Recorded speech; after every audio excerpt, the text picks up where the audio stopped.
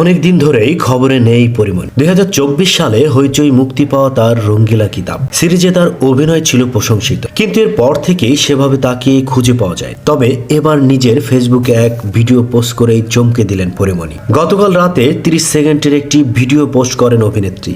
তাতেই তোলপাড়।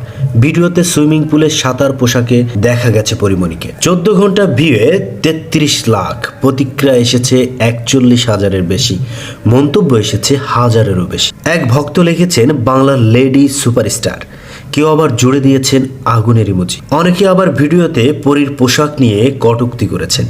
এমন এক মন্তব্যকারীকে কড়া জবাব দিলেন পরিমণি। পরিমণিকে সর্বশেষ দেখা গেছে কলকাতার ফেলুবক্সি সিনেমায়।